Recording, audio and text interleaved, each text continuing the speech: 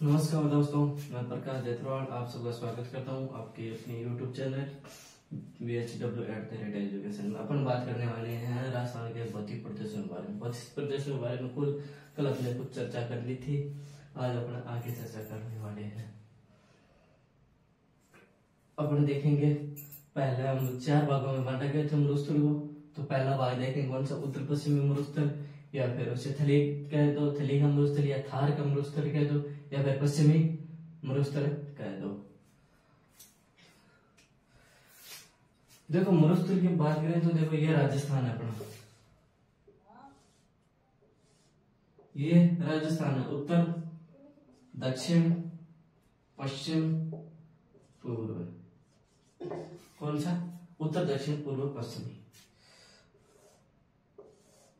मान लो ये अरावली है, ये क्या है? अरावली पर्वतमाला।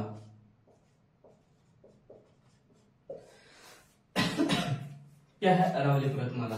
तो इसका जो ये एरिया है ये क्या है? मरुस्थल। ये क्या है? जो बाकी भाग बच गया वो क्या है? मरुस्थल है। क्या है? मरुस्थल है। इसको अपन ने कितने भागों में बांट दिया? 2 भागों में। कौन से? शुष्क और अर्धशुष्क। कितने भागों में? 2 भागों में। ये तो कौन सा हो गया? शुष्क मरुस्थल, शुष्क मरुस्थल। और ये कौन सा हो गया अपना? अर्धशुष्क, अर्धशुष्क, अर्धशुष्क मरुस्थल। इसमें जो वर्षा होती है वो कितनी होती है? 25 सेंटीमीटर, लगभग 25 सेंटीमीटर। और इसमें होती है वो कितनी होती है? लगभग 40 से 50 सेंटीमीटर। 40 से 50 सेंटीमीटर।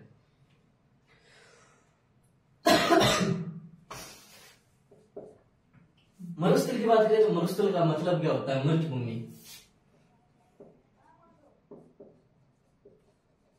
मरुस्थल का मतलब क्या होता है? मृत भूमि। मृत भूमि मतलब जो क्षेत्र वनस्पति से क्या हो रहित हो, उसको क्या कहते हैं? मृत भूमि कहते हैं। क्या कहते हैं? मरुस्थल। एक बार दोबारा देखो, ये अपना राजस्थान है। राजस्थान में ये अरावली है, अरावली पर्वतमाला। अरावली पर्वतमाला को उधर का भाग क्या? मरुस्थल है। तो मरुस्थल को अपने 2 भागों में बांट दिया है। तो शुष्क मरुस्थल, एक बांट दिया अर्धशुष्क मरुस्थल। शुष्क मरुस्थल है, उसमें वर्षा कितनी होती है? 25 सेंटीमीटर। और अर्धशुष्क में वर्षा होती है वो कितनी होती है? 40 से 50 सेंटीमीटर। अब इनको तो बांट लिया, लेकिन मरुस्थल का अपने को पूछ लिया जाए कि अर्थ क्या होता है।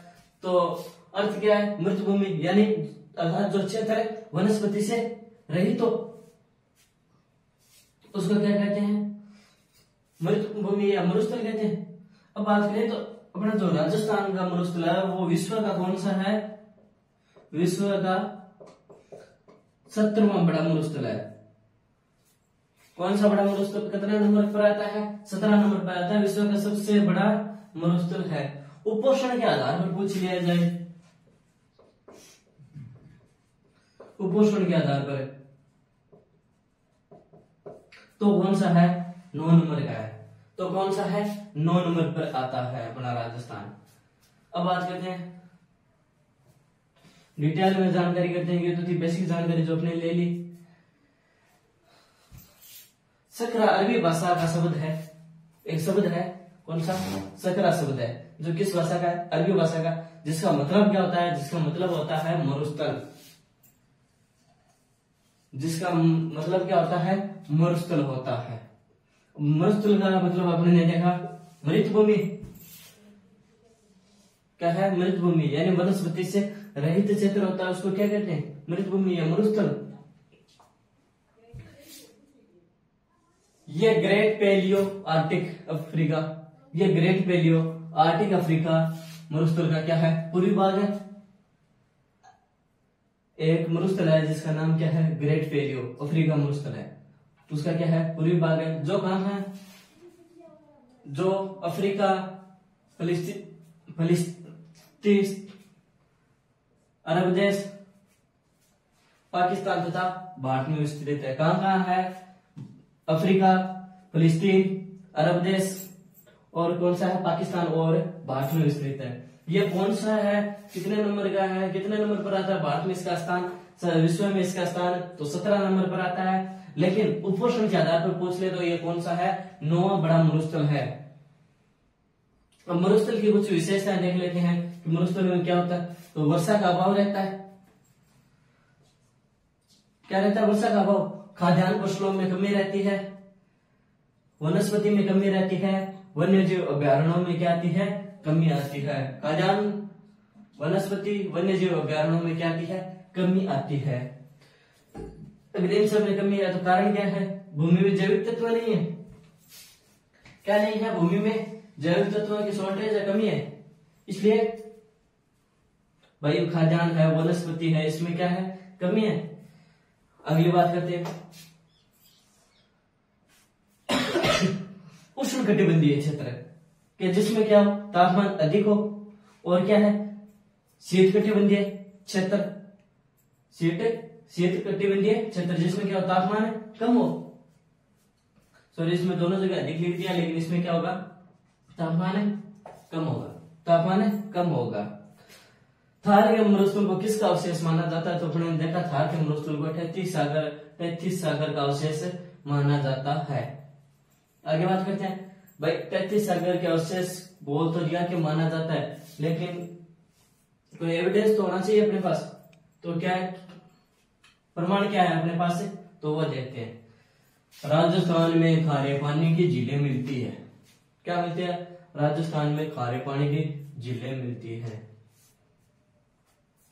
अवसादी चट्टानों की प्रधानता है, क्या है, अवसादी चट्टानों की प्रधानता, इसलिए यहाँ पर क्या मिलता है, कोयला खनिज तेल मिलते हैं, कोयला खनिज तेल मिलते हैं। एक गांव है कुलदरा, जो गांव है जैसलमेर में, उसमें बोलते हैं कि मछली के अवशेष मिले हैं। कौन सा गांव, कुलदरा गांव, जैसलमेर, उसमें क्या मिले हैं, मछली के क्या मिले हैं, अवशेष मिले हैं। परंपरागत साधनों की प्रधानता है, परंपरागत साधन कौन से थे, जो हमें प्रकृति से प्राप्त होते हैं, जैसे कोयला, खनिज तेल, जैसे पेट्रोल और डीजल, जैसे पेट्रोल और डीजल। बाड़मेर के गुडा मालिनी क्षेत्र में पाए गए तेल के जो भंडार है, बाड़मेर में जो गुडा मालिनी क्षेत्र में जो तेल के भंडार पाए गए हैं, वो विश्व के सबसे गहराई के तेल के भंडार है, सबसे कम गहराई के, सबसे कम गहराई के तेल के भंडार है। अब अपन थार के मरुस्थल को 2 भागों में बांटते हैं, कौन कौन से, शुष्क मरुस्थल और अशुष्क मरुस्थल। बात करते हैं शुष्क मरुस्थल की, तो मान लेते हैं कि ये अपना क्या है, शुष्क मरुस्थल है। इसमें अस्थायी झीलें पाई जाती है, क्या पाई जाती है, अस्थायी झीलें। ये कब बनती है, ये वर्षा ऋतु में बनती है, जिसको क्या कहा जाता है, पलायारण्य टाट, पलायारण्य टाट कहा जाता है।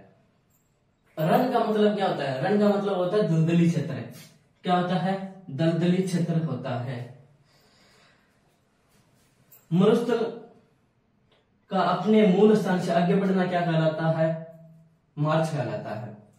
मरुस्थल एक मरुस्थल है जो अपने स्थान से, मूल स्थान है, उससे जब आगे बढ़ता है तो उसको क्या कहते हैं, रेगिस्तान मार्च कहते हैं।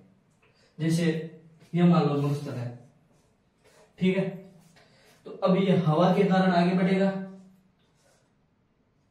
हवा के साथ, मिट्टी है वो साथ हवा के साथ चलेगी, या फिर पानी के साथ, तो जो आगे बढ़ेगा उसको क्या कहेंगे, रेगिस्तान मार्च कहेंगे। नाचना गांव जैसलमेर, नाचना गांव रेगिस्तान मार्च है, नाचना गांव जैसलमेर में है। बाड़मेर है, उसको क्या कहा जाता है, थार का जल महल कहा जाता है। थार का क्या कहा जाता है, जल महल कहा जाता है। इस क्षेत्र में पालीवाल ब्राह्मणों द्वारा एक खेती की जाती है, तो उसको क्या कहते हैं, खड़ीन खेती कहते हैं। कौन सी, खड़ीन कृषि, क्या कहते हैं, खड़ीन कृषि कहते हैं। मरुस्थल दिवस कब मनाया जाता है, 17 जून। कब मनाया जाता है, 17 जून 2022 को क्या हुआ, मरुस्थल की नई थीम में, जिसकी क्या थी, एक साथ सूखे से ऊपर उठो, एक साथ सूखे से ऊपर उठो। वनस्पति रहित आपसे गांव पूछ लिया जाए तो वो गांव कौन सा है? समगांव जैसलमेर। तो दोस्तों आज की वीडियो में सिर्फ इतना ही।